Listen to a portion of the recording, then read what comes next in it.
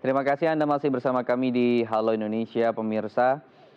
Mengacu pada surat edaran Kepala Dinas Kesehatan DKI Jakarta yang dikeluarkan pada 4 Mei lalu mengenai penggunaan vaksin AstraZeneca bagi vaksinasi lansia, pelayanan publik dan juga warga pemukiman padat penduduk kini, pemerintah Provinsi DKI Jakarta sudah mulai melakukan vaksinasi bagi pemukiman padat penduduk terutama di Kecamatan Kramat Jati.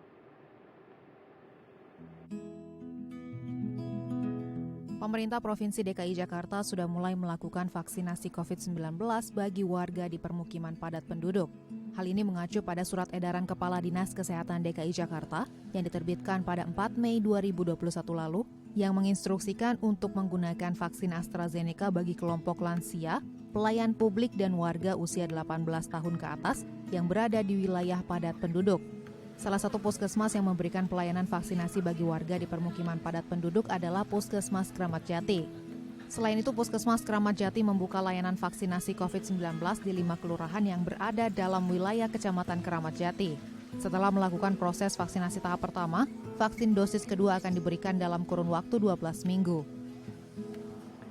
Ya, untuk mengetahui seperti apa proses vaksinasi bagi warga di pemukiman padat penduduk dan seperti apa antusias warga untuk menerima vaksinasi COVID-19, kita akan berbincang dengan Dr. Indah Mutiara selaku Kepala Puskesmas Kramat Jati, Jakarta Timur. Selamat pagi, Dr. Indah. Assalamualaikum.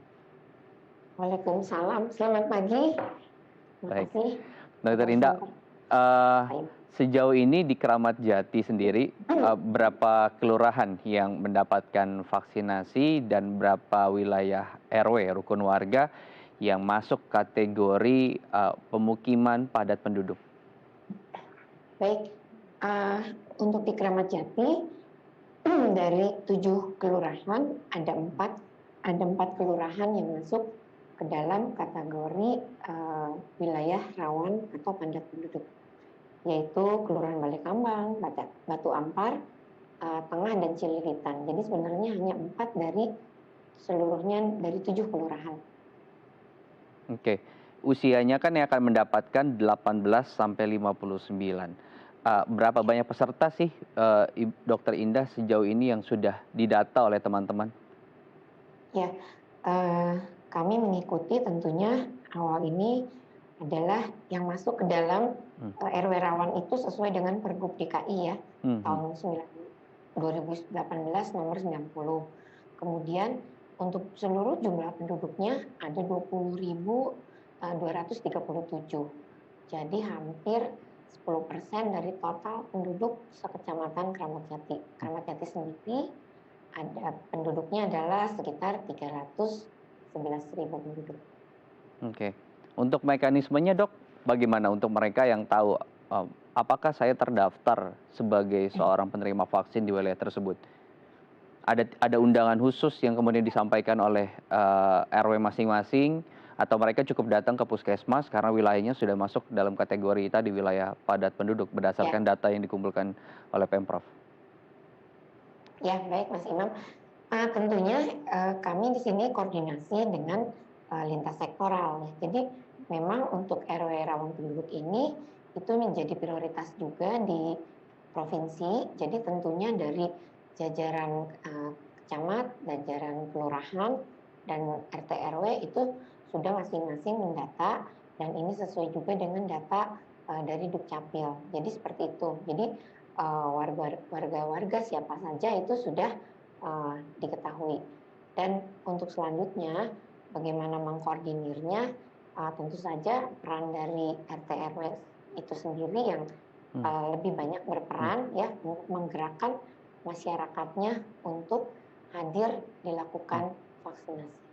Oke, baik. Jadi lintas sektor tadi ya, Dukcapil kemudian punya peran, pemuka wilayah juga punya peran untuk mendorong masyarakat. Responnya Ya. gimana, Dok, sejauh ini dari semua data yang tadi? Apakah masyarakat antusias untuk berbondong-bondong datang menerima vaksin ini atau justru sebaliknya? Karena tadi faktornya kan kita pakai AstraZeneca, banyak informasi masyarakat juga kemudian enggan ketika diberikan vaksin AstraZeneca. Sejauh ini di Kramat Jati gimana, Dokter Indah?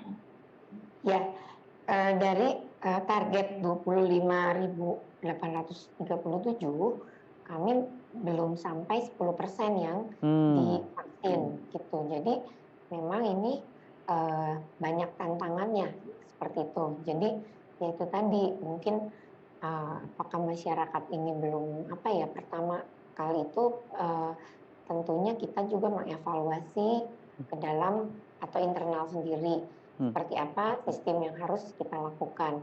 Nah, dengan apa proses yang sudah ada kita evaluasi, artinya kita melakukan terobosan atau inovasi hmm, sampai beberapa RW kita lakukan untuk kita yang jemput bola. Nah, hmm, dengan jemput bola itu lebih banyak cakupan atau target yang memang kita dapat, kita capai seperti itu. hmm, Faktor-faktor yang menghambatnya tentu sudah banyak kita ketahui juga ya. Jadi hmm, mungkin hmm, pertama adalah, mmm, saya nggak tahu juga apakah ini karena ketidakpedulian, hmm, kemudian juga ketidakpahaman, tapi kalau ketidakpahaman artinya kami sendiri harus lebih banyak melakukan promosi, edukasi, hmm.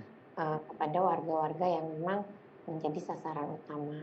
Oke, Kemudian juga mungkin tempat atau lokasi, padahal kami sudah berusaha mendekat, seperti oke. itu. Jadi rasanya kalau informasi sepertinya sudah sampai, karena di Jakarta Iya, setiap RW atau lingkungan sudah punya iya, grup masing-masing ya, grup WhatsApp masing-masing. Cukup betul. disebar, dia juga bisa menyebarkan langsung kepada warganya. Apa yang bisa kita lakukan bersama nih, Dokter Indah? Karena kita tahu masalah seperti ini juga dirasakan oleh wilayah-wilayah lain.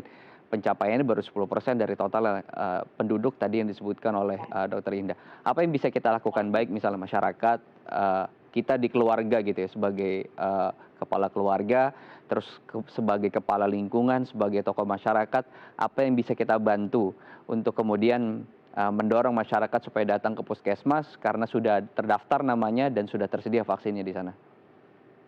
ya baik. Mungkin itu Dok, jadi kayak Pak, di tempat-tempat yang sudah ditentukan RW itu tadi untuk promosi edukasi kita, kita bagi untuk per lingkup-lingkup masing-masing populasi. Hmm, hmm, Misalnya eee, apakah di RT itu kan misalnya ada grup arisan ya, walaupun sekarang kan hmm, juga terbatas kita karena pandemi, tapi intinya tadi dengan grup media sosial atau grup WhatsApp itu juga bisa dijadikan terobosan. Kemudian juga kami juga harus terus melakukan monitoring secara berkala ya, hmm. jadi baik di tingkat kelurahan itu kan kami ada kepala puskesmas kelurahan. Jadi itu yang memang sangat berkoordinasi intens dengan RT RW-nya.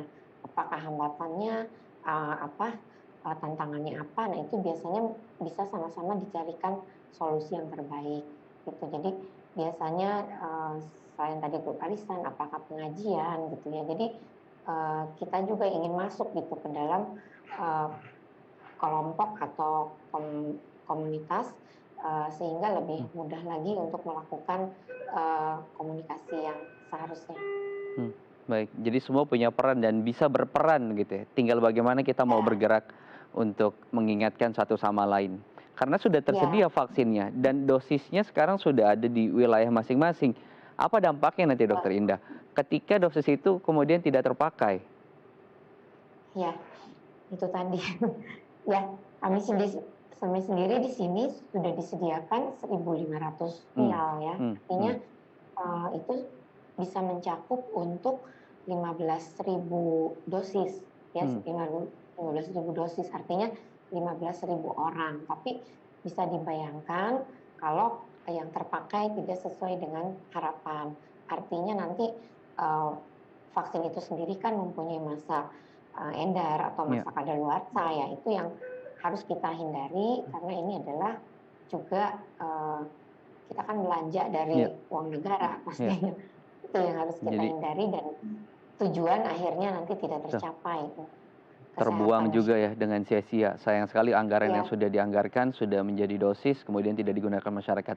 Sebagai penutup, Dokter Indah, untuk mengedukasi ya, masyarakat tentang vaksinasi AstraZeneca yang digunakan saat ini, bisa dijelaskan karena masyarakat banyak menganggap bahwa vaksin ini berbahaya, kemudian ketika disuntikan efek sampingnya juga ada, terus juga beberapa yang sudah ditarik. Apakah kemudian yang didistribusikan ini adalah vaksin yang dilarang atau bukan? Silakan, Dokter Indah.